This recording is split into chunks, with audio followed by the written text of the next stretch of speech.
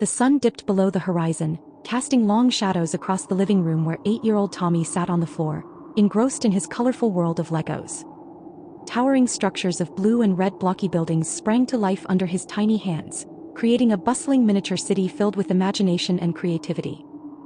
He meticulously fitted each piece together, his brow furrowed in concentration, blissfully unaware of the outside world and the encroaching night. In the corner, Sarah, his high school babysitter, sat on the couch with textbooks sprawled open in front of her, trying to focus on her homework but constantly distracted by the sounds of her charge's boundless imagination. "Hey, Sarah. Look!" Tommy exclaimed, his voice bursting with excitement as he held up a Lego house with pride. "I'm building houses for my little friends." Curiosity piqued, Sarah raised her head from her notes, a slight frown forming on her forehead. "Your little friends? Who are they?" she asked, genuinely intrigued.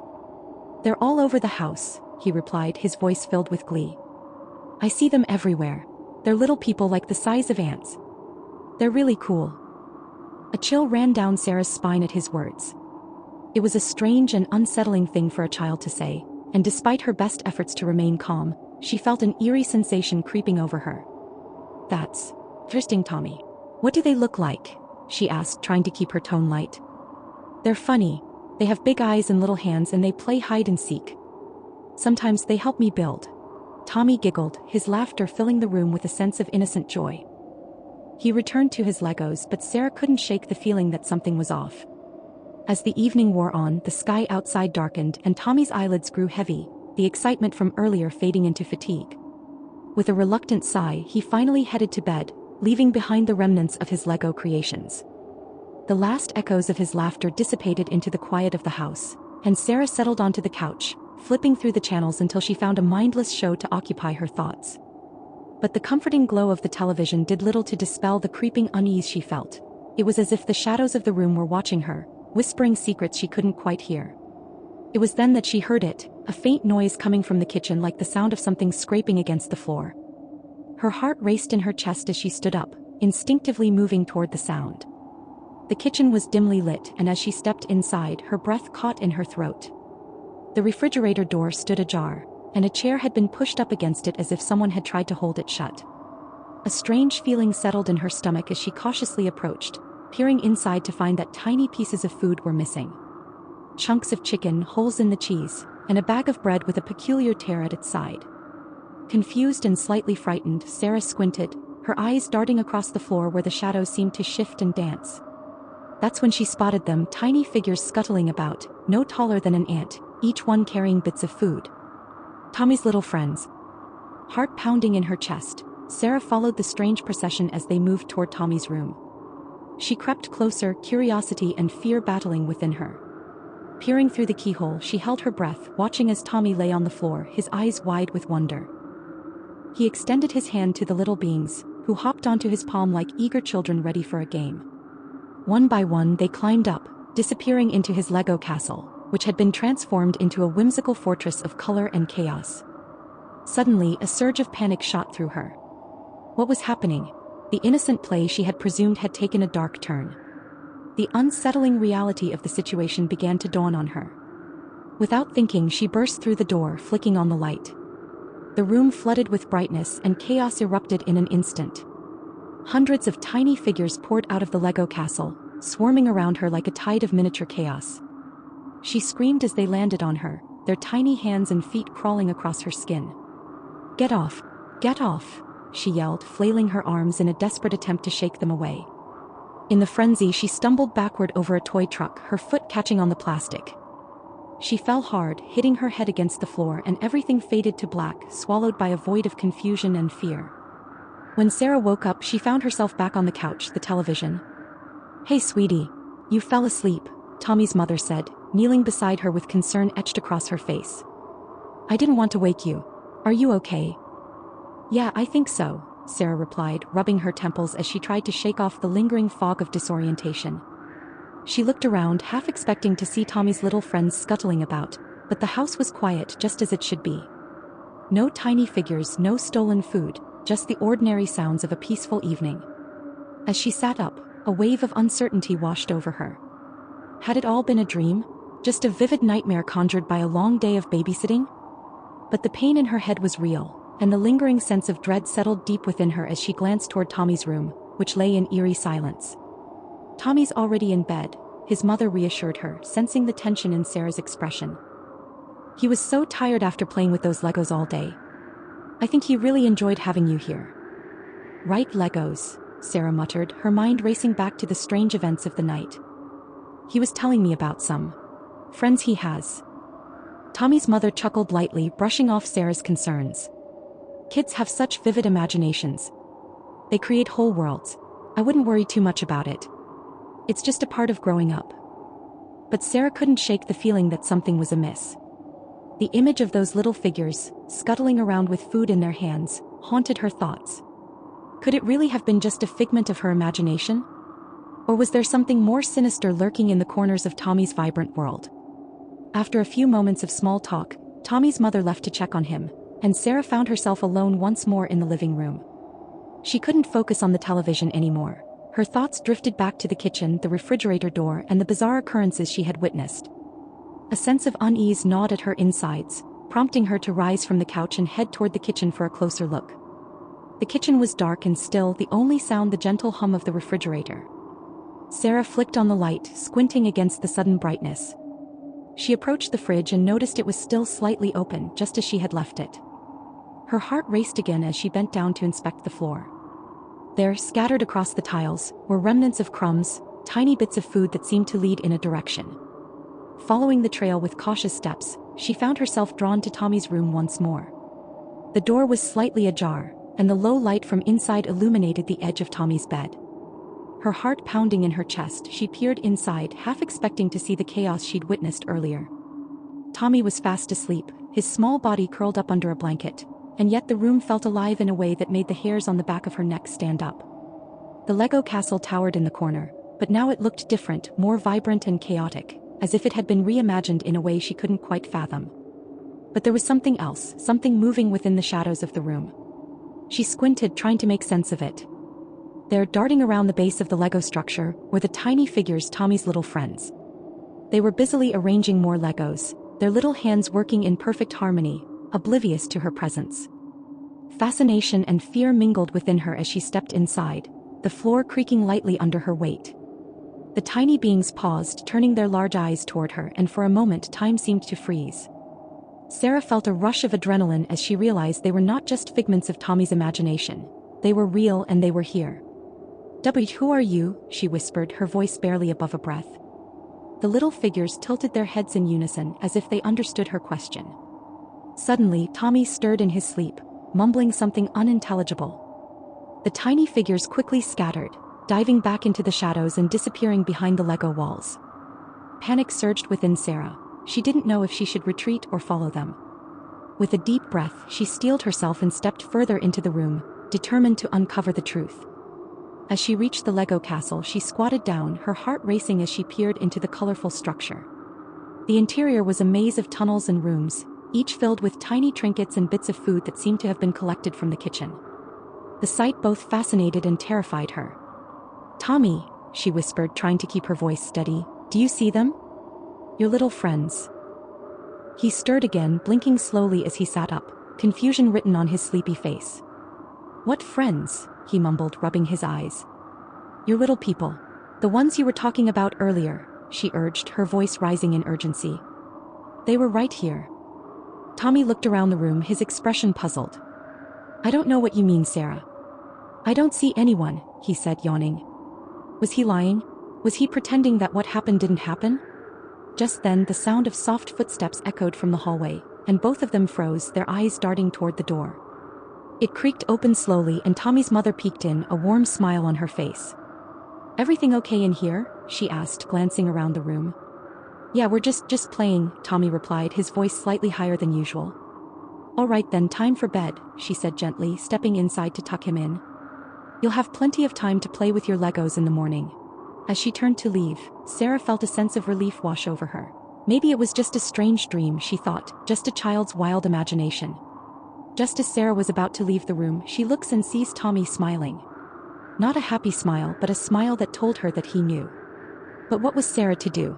She says goodnight and leaves, hoping to never have to babysit Tommy ever again. Oliver had always loved visiting his grandmother's old house. Nestled at the end of a winding forest road, it creaked and groaned with stories of the past. The scent of lavender and dusty books filled the air, and the walls were adorned with faded photographs, each capturing a moment in time. But on one particularly gloomy afternoon, while rummaging through the attic, he stumbled across something that would forever change his life: a vintage doll. Its porcelain face cracked and its dress tattered. "Ah, that old thing," his grandmother had said, her voice laced with a mixture of nostalgia and caution. "I got it when I was a little girl. But Oliver, you must keep it hidden. It's not just a doll. It has a history." "What kind of history?" he asked, intrigued. She hesitated, her eyes darting to the shadows of the attic. "It brings out the worst in people. Keep it safe and don't let anyone else see it." Oliver's curiosity piqued, but he nodded, assuring her he would take care of it. He placed the doll in his backpack, its glassy eyes watching him as he left the attic, unaware of the darkness that lay ahead. The next day at school, the doll's allure proved too strong for Oliver. He slipped it out during recess, showing it off to his classmates. "Look what I found," he exclaimed, his heart racing with excitement. The other kids gathered around, their eyes wide with fascination. "What's its name?" one of his friends asked. "I don't know," Oliver replied, but as he spoke he felt a strange tingle run through his fingers. "Let's just call her Clara." As the kids took turns holding Clara, Oliver noticed something unsettling. The laughter and joy of playtime began to fade, replaced by whispers that only he could hear. "Make them pay," the doll seemed to coo, its voice a soft, sinister lullaby in his mind. "They don't deserve your kindness." That evening, Oliver sat in his room, Clara propped up on his desk. The whispers grew louder, wrapping around his thoughts like tendrils of smoke. He felt a strange compulsion to act on the dark impulses that bubbled to the surface. The doll's influence was intoxicating. The next morning he decided to put it to the test. At school, Oliver began to manipulate his classmates, using their fears and insecurities against them. He whispered lies about one girl's dress, claiming it looked like it belonged to a ghost. He teased another boy, making fun of his stutter, and soon the laughter of the other children turned into cruel jeers. With each act of malice he felt a rush of power. Clara's presence loomed over him, urging him on. "They deserve it," she hissed. "Show them who's in control." As the days turned into weeks, Oliver became a puppet master, orchestrating a web of chaos and revenge. Friends turned against each other, alliances shattered, and a toxic atmosphere engulfed the classroom. Teachers noticed the change, but they attributed it to the typical rough and tumble of childhood. No one suspected that a doll was pulling the strings. But with each act of cruelty, the doll's influence on Oliver deepened, transforming him into a dark reflection of himself. He grew distant from his family, spending hours in his room, whispering secrets to Clara as if she were a confidant. His grandmother's warnings echoed in his mind, but they felt distant, drowned out by the seductive whispers of the doll. One afternoon, while Oliver sat alone with Clara, he caught a glimpse of his reflection in the window. The boy staring back at him seemed different, his eyes glinting with a coldness that sent shivers down his spine. "What have you done?" he whispered to himself. "What have I become?" "Never forget that they are weak," Clara replied, her voice smooth like silk. "You're strong now, Oliver. You have the power to make them feel what they've made you feel. Don't you want them to suffer?" A chill crept up his spine, but the thrill of power drowned out the fear. He nodded slowly, a wicked smile creeping across his lips. That Friday, the school was buzzing with excitement for the annual field trip. As the bus filled with laughter and chatter, Oliver's heart raced with anticipation. This was his chance to unleash the chaos he had been building. He had devised a plan to turn the trip into a nightmare, one that would leave his classmates trembling in fear. "Watch and learn," he whispered to Clara, who seemed to nod in agreement. As they arrived at the old museum, filled with relics of the past, Oliver's plan unfolded. He had overheard some older kids talking about a hidden section of the museum, an exhibit that was rumored to be haunted. It was a place where the air felt heavy and shadows danced along the walls.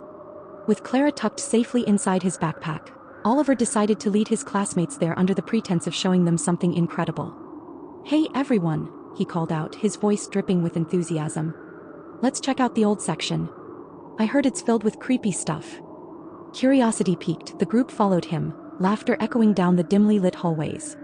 But as they approached the entrance to the hidden exhibit, Oliver felt a thrill of apprehension.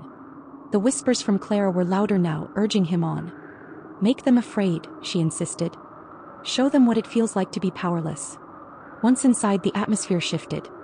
The air was thick and cold, and the flickering lights cast eerie shadows that danced across the walls. The artifacts were odd and unsettling: ancient dolls, rusted tools, and paintings that seemed to watch them with hollow eyes. "Isn't this amazing?" Oliver said, feigning excitement as he stepped deeper into the room. "Look at this one." He pointed to a doll that looked eerily similar to Clara, its eyes dark and lifeless. "It's like it's staring right into your soul." Some of his classmates giggled nervously, but Oliver could sense their unease. He felt a rush of power wash over him. "Let's play a game," he proposed, his voice dropping to a conspiratorial whisper. "Let's see who can stay in here the longest without getting scared." The group hesitated, exchanging glances, but the thrill of competition drew them in. They gathered in a circle, and Oliver's heart raced with exhilaration. He knew he had them right where he wanted them. As the minutes passed, Oliver quietly reached into his backpack and pulled out Clara. Her porcelain face gleamed in the dim light, and he could almost feel her delight as he held her up for everyone to see. "Look at my friend," he said, his voice dripping with mock cheer. "Isn't she beautiful?" Suddenly, a loud crash echoed through the room, sending a jolt of fear through the group.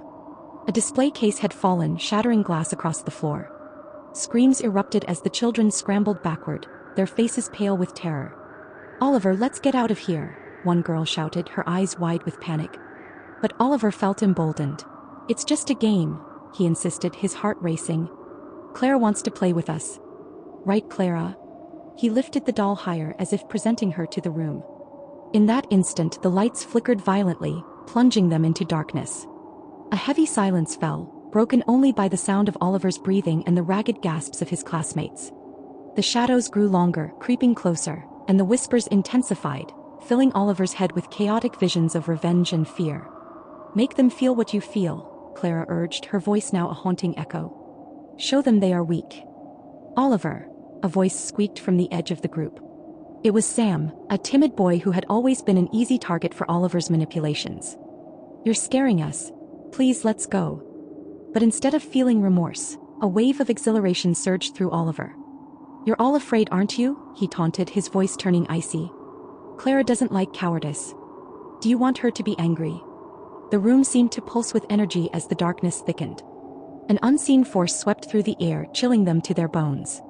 Shadows twisted and writhed, taking on monstrous shapes that loomed over the terrified children. "Stop it, Oliver," another classmate shouted, their voice trembling.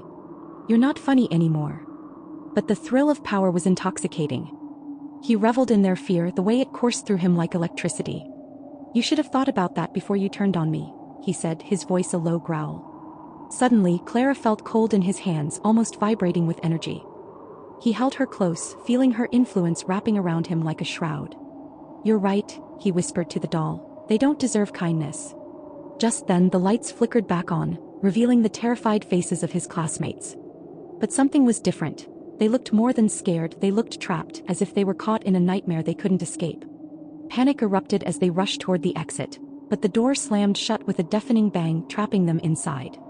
"Let us out, please," the children cried, their voices rising in a chaotic chorus of fear. They pounded on the door, but it wouldn't budge. Panic turned to despair as they pulled away, huddling together in a corner, their faces pale and eyes wide with terror. Oliver stood in the center of the room, Clara clutched tightly in his hands, a wicked grin spreading across his face. The power coursed through him, a heady mix of exhilaration and dread, as he realized he had the ability to control this moment. "You wanted to play a game," he said, his voice dripping with malice. "Let's see how long you can last in here." The lights flickered again, plunging the room into darkness momentarily before flickering back to life. The shadows seemed to stretch and contort, creating grotesque shapes that danced along the walls. The whispers swelled around him, echoing his thoughts and amplifying his desires. "Show them the darkness within," Clara urged. "Make them suffer." In that moment, Oliver felt a surge of anger toward his classmates, the ones who had teased him, the ones who had never understood him. "You think you're better than me," he spat. "You think you can just ignore me? Well, let's see how you like being ignored." Without thinking, he raised Clara high and shouted, "Clara wants to play. Let's see who can last the longest without giving in to fear." The other children shrank back, their eyes darting around the room in terror as the shadows seemed to pulse with life. The whispers grew louder, wrapping around Oliver's mind, urging him to go further, to push them to their limits. "Look at them," Clara whispered, her voice dripping with delight. They're afraid. They'll turn on each other. They'll break. As if compelled by an unseen force, Oliver began to laugh, a deep, unsettling laugh that echoed in the confined space. The sound sent shivers down the spines of his classmates. "What's the matter?" he taunted. "Don't you want to win?" "No. Stop it, Oliver," a girl screamed, her voice cracking. "This isn't funny." But the more they begged, the more power Oliver felt surge within him. Clara's influence was intoxicating, drowning out any shred of empathy. With each passing moment, he could feel himself slipping further into darkness, reveling in the chaos he had created. Then, from the corner of the room, a sudden movement caught his eye. A figure emerged from the shadows, a tall silhouette with hollow eyes and a twisted smile. It looked like the doll but was much larger, a grotesque parody of Clara. Its presence seemed to drain the warmth from the air, and the children gasped in horror as it stepped closer. "Oliver," it said, its voice a chilling echo of Clara's. "You've done well. You've unleashed fear, but there is more to gain. Will you join us?" Oliver felt a surge of fear mingled with excitement. "What do you mean?" he asked, his voice barely above a whisper. "Power," the figure replied, its grin widening. "You can be more than just a boy. You can become a force of chaos. Embrace it. Together we can create a world where fear reigns." For a brief moment, Oliver hesitated, the image of his grandmother's warning flashing in his mind. But the allure of power was overwhelming. He felt the doll's presence manifesting within him, merging with his own desires. "Yes," he breathed, the words spilling out before he could stop himself. "I want it." The figure reached out a hand, and with trembling anticipation, Oliver took it. In that instant, a surge of energy coursed through him, igniting every dark corner of his soul. The shadows thickened, swirling around him, and he could feel his classmates' fear amplifying as they realized the depths of what he had become. "Now let's make them pay," the figure whispered, its voice echoing in his mind. As the shadows enveloped the room, the air turned freezing cold. The children huddled together, their faces pale with terror as they realized they were trapped in something far more sinister than a simple prank. Oliver's laughter echoed through the exhibit, drowning out their cries. "Clara and I will show you what it means to be afraid," he shouted, the darkness wrapping around him like a cloak. The shadows twisted and writhed, forming shapes that lunged toward his classmates, making them scream in terror as the very fabric of reality seemed to warp around them. "Run," one boy shouted, but the door remained tightly shut, the heavy wood an impenetrable barrier against their escape. The shadows lashed out, flickering and coiling like serpents, reaching for the children as they scrambled to find a way out. The air was charged with panic, and the room felt alive with dread, pulsating in sync with their heartbeats. "Oliver, please," another girl cried, her voice breaking. "You don't have to do this. We can help you." But the words fell on deaf ears. The power coursing through Oliver was intoxicating, drowning out any trace of compassion. "Help me. You think I need your help?" he scoffed, his eyes glinting with malice. "You've always looked down on me. You're the ones who need to be afraid." With a wave of his hand, he directed the shadows toward them, and they surged forward, howling as they reached for the frightened children. The shadows morphed into distorted figures, each one a reflection of the children's own fears, doubt, isolation, failure, manifesting before their eyes in twisted forms. "Look at what you've created," the larger figure taunted, stepping closer to Oliver. "You've become a master of fear. Embrace it fully." The children pressed against the wall, terror etched on their faces as the shadows closed in. One boy, Sam, who had always found solace in books, suddenly found himself face to face with a looming figure that embodied his greatest insecurity, a monstrous version of himself. Towering and twisted, mocking his every fear. "Don't let it get to you," he shouted, trying to rally his friends. "We can't give in." But fear had already taken hold, and as the shadows danced around them, their resolve began to crumble. Oliver could sense their despair, feeding off it like a dark energy. He reveled in their helplessness, relishing the power that surged through him. "Look at them squirm," he laughed, his voice ringing with a sinister glee. "They're terrified, just like I was." Clara, still in his grasp, seemed to shimmer with delight, her eyes glinting in the darkness. "You're one of us now, Oliver," she whispered. "Let the fear consume you. Together we can make this place ours." Suddenly, the shadows recoiled, and the room seemed to tremble as the energy shifted. A flicker of doubt crept into Oliver's mind, a memory of laughter, friendship, and the warmth of acceptance. He thought of the times when he'd felt truly happy, before the isolation and hurt had clouded his heart. "No," he murmured, shaking his head. "This isn't what I wanted." But the larger figure loomed over him, its voice a chilling echo. "You've made your choice, Oliver. Power comes with a price. You can't turn back now." As the shadows pressed closer, Oliver felt himself teetering on the brink of darkness. The hesitation was met with a surge of anger from Clara, who seemed to pulse with energy, urging him to embrace the chaos fully. "Don't let them win," she hissed. "Fear is your ally. Make them suffer." Driven by a mix of fear and rebellion, Oliver raised Clara high, the doll's porcelain face glowing ominously. "You want to see fear?" he shouted. "I'll show you fear." With a wave of his arm, he unleashed the shadows. They surged forward, howling with rage and hunger, but as they reached the children, something unexpected happened. The darkness seemed to hesitate as if it were battling against something more powerful, their shared memories of joy, laughter, and unity. "Stay together," Sam shouted, his voice rising above the chaos. "Remember who we are. We can fight this." The children, trembling but resolute, began to push back against the shadows, their collective will creating a flicker of light amidst the darkness. Memories of friendship, bravery, and kindness surged within them, forming a protective barrier against the encroaching dread. "No!" Oliver screamed, his voice filled with desperation. He felt the shadows slipping away, the power he had embraced beginning to falter. "You can't do this." But the children stood firm, drawing strength from one another. The light of their unity grew brighter, illuminating the room and forcing the shadows to retreat. Clara, feeling the shift, seemed to lose her grip on Oliver, her influence waning as the power of friendship surged forth. With a final cry, the children pushed back against the darkness, and a brilliant flash erupted, enveloping the room in blinding light. The shadows screamed, writhing in agony as they were banished back into the corners of the exhibit. And then just like that, silence fell. Oliver found himself standing alone in the middle of the room, Clara slipping from his grasp and shattering against the floor, pieces scattering like forgotten dreams. The remnants of the doll glimmered in the light, a stark reminder of the darkness that had almost consumed him. The air felt heavy, yet the oppressive weight of fear had lifted, leaving only the trembling echoes of what had just transpired. The other children, wide-eyed and breathless, cautiously emerged from their huddle, their faces reflecting a mix of relief and disbelief. They looked at Oliver, the boy who had unleashed the shadows, now standing alone amidst the shards of Clara. "Are you okay?" Sam asked, his voice shaky but filled with an unexpected compassion. The group had come together, united in their fear but also in their triumph over it. Oliver felt the tears welling up in his eyes, the realization of what he had almost lost crashing down on him. I didn't mean to," he stammered, his voice barely a whisper. "I just wanted to be seen. I thought I could make them understand." "We know," another girl said softly, stepping closer. "But you don't have to do this. We want to understand you. We want to support you, but you have to let us in." Their words washed over him, a balm to the wounds he had carried for so long. The echoes of loneliness and anger began to fade, replaced by a flicker of hope.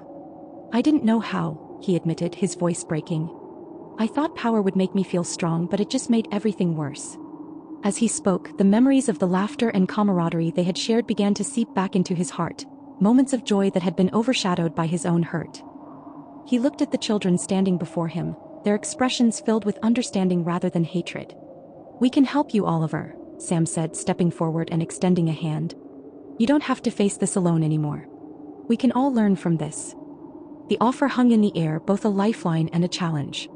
Oliver hesitated, the remnants of Clara's influence still whispering in the back of his mind, but the warmth radiating from his classmates pierced through the darkness. Slowly he reached out, grasping Sam's hand. In that moment, the connection sparked something within him, a flicker of light that began to push away the shadows that lingered at the edges of his heart. The group formed a circle around him, their hands intertwined, creating a shield of unity as they stood together against the remnants of fear. "Let's promise to be there for each other," Sam said, looking each child in the eye. "We can face whatever comes next together." As they spoke, the room began to change. The cold, sterile walls of the exhibit faded away, replaced by the warm hues of sunlight streaming through a window. The shadows that had once threatened to consume them dissipated, leaving only a sense of peace and possibility. With a collective breath, they stepped away from the remnants of Clara, leaving behind the darkness that had almost claimed them. They emerged into a world filled with color, the laughter of children ringing out as they began to explore their newfound bond. Oliver felt a profound sense of relief wash over him. He realized that true strength didn't come from fear or power but from connection and understanding. The shadows that had once seemed so powerful were nothing more than whispers of doubt now, unable to hold sway over him any longer. As they walked together, Oliver knew there would still be challenges ahead. But for the first time he felt a sense of belonging, a lightness in his heart that had been absent for far too long. He was no longer alone. He had a group of friends who would stand by him, ready to face whatever darkness might come their way. And as the sun shone brightly above them, Oliver couldn't help but smile, ready to embrace a future filled with hope and friendship. Together they would forge a new path, one where fear would no longer rule their lives, but where love, understanding, and unity would guide them forward. The summer of 2023 was supposed to be a peaceful one in our small neighborhood, a time for barbecues and lazy afternoons spent on porches. But it didn't take long for a dark cloud to settle over our little slice of suburbia. It began innocently enough, first with the disappearance of Mrs. Granger's beloved tabby, Whiskers. Then it was the Johnsons' golden retriever, Max. The eerie pattern quickly spiraled into chaos, with pets vanishing from yards, porches, and even open windows. At first, we thought it was a string of unfortunate accidents. Maybe there was a coyote in the area, we speculated. Perhaps someone was letting their dog run loose. But as the weeks passed and the list of missing pets grew, the reality of the situation began to sink in. My friends and I would gather on the playground after school, whispering about the latest disappearance. It felt like a horror movie unfolding in real life, and we were all holding our breath, waiting for the next act to unfold. But there was one name that came up again and again: Charlie. He was the quiet kid with the crooked glasses and a peculiar way of staring at you as if he could see right through you. His house was old and run down, the kind of place where the paint peeled off the walls and the lawn was overgrown with weeds. The other kids made fun of him, calling him a freak and a weirdo, but I always felt a shiver run down my spine whenever I came across him.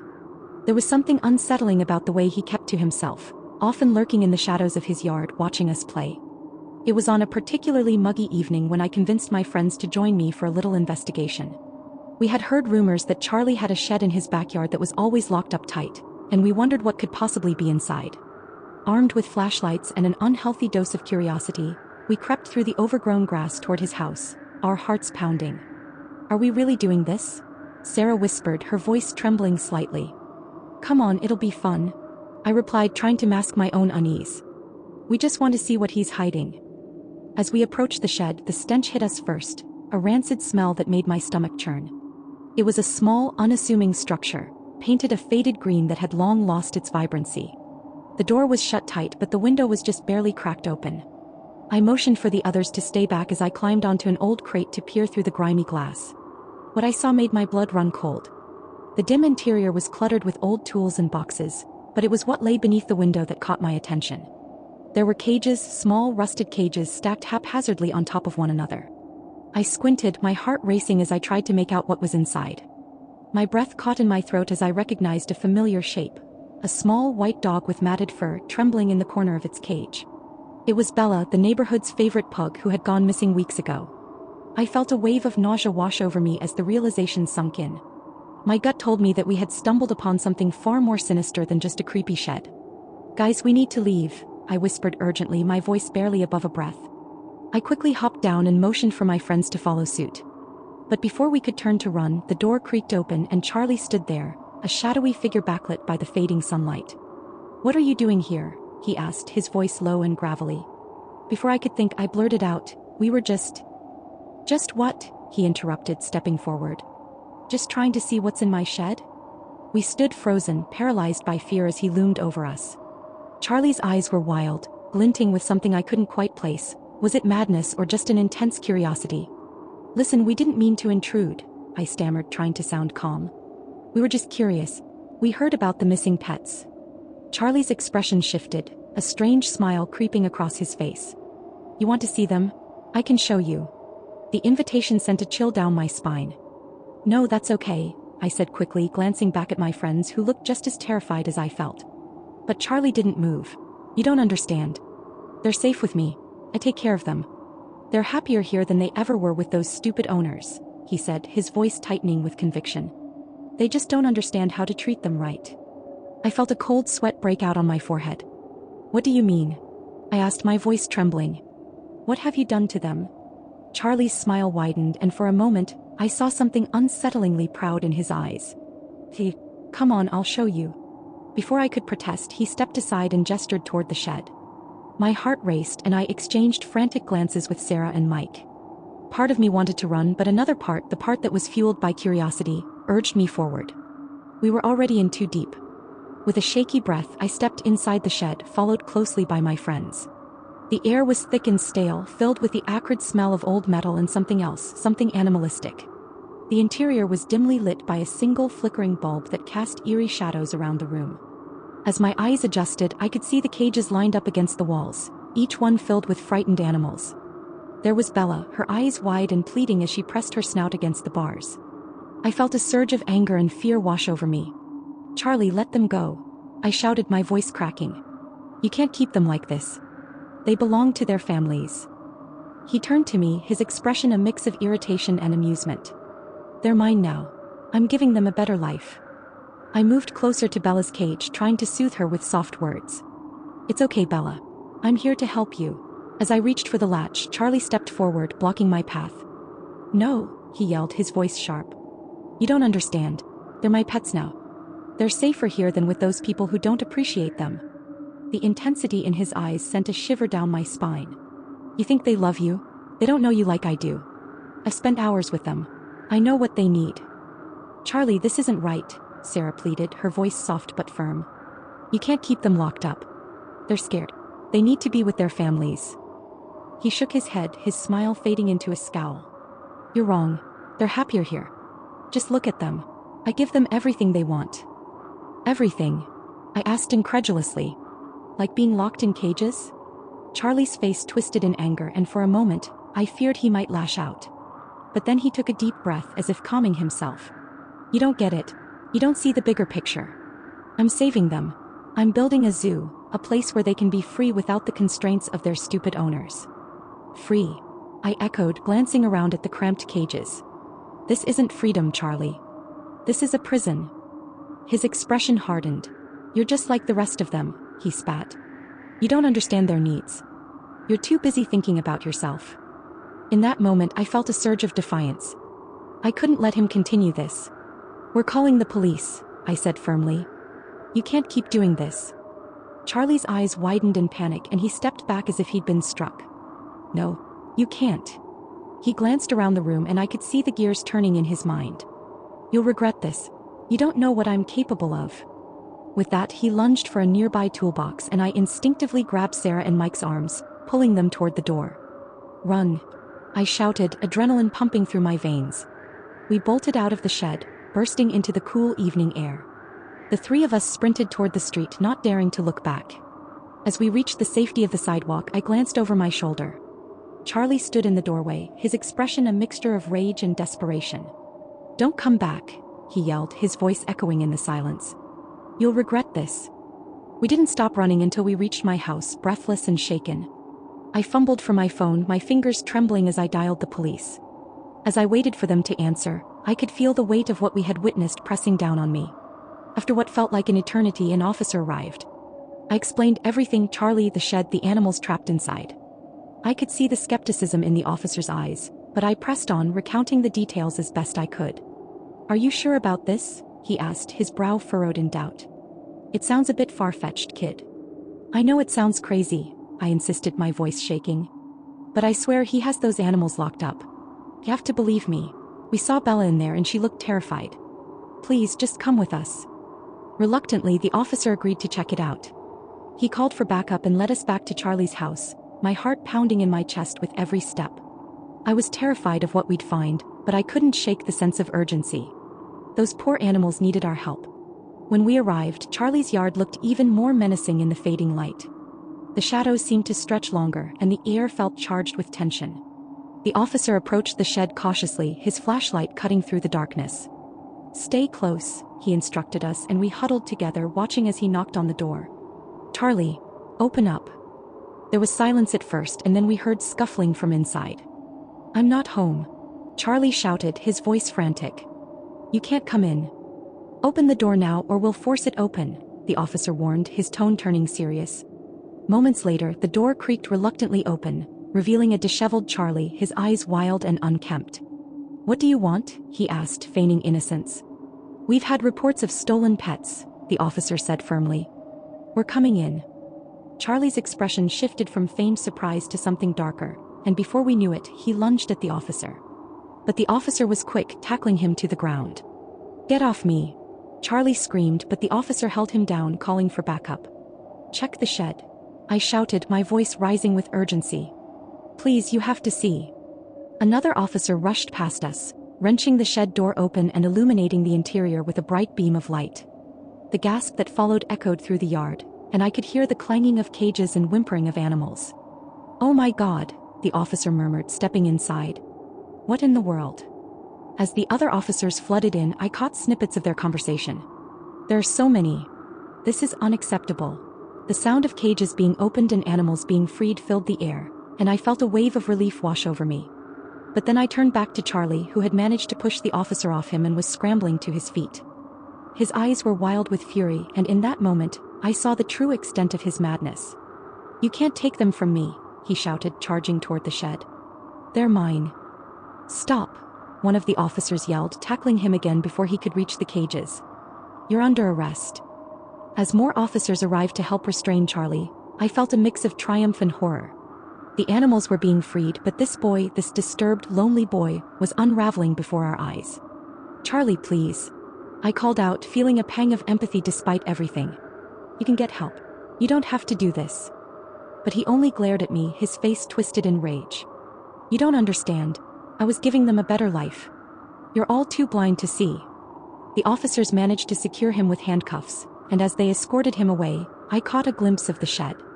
The animals were being released one by one, their frightened eyes slowly filling with hope. Bella stumbled out first, and I knelt down, tears streaming down my face as I scooped her into my arms. I'm so sorry, girl, I whispered, holding her close. You're safe now. As the chaos began to settle, the officers worked to document the scene, and I watched as they carefully removed the remaining animals from their cages. The realization of what had happened in that shed sank in like a lead weight. Charlie had built his own version of a zoo, but it was a twisted prison born out of his loneliness and desperation. The neighborhood began to gather, and whispers of the events spread like wildfire. I could see the shock on the faces of my neighbors as they learned the truth about Charlie. Some were angry, others were sympathetic, but all were horrified. As the sun set behind the trees, painting the sky with hues of orange and purple, I felt a mix of relief and sadness. Charlie was being taken away, but I couldn't shake the image of him, so lost and twisted in his own mind.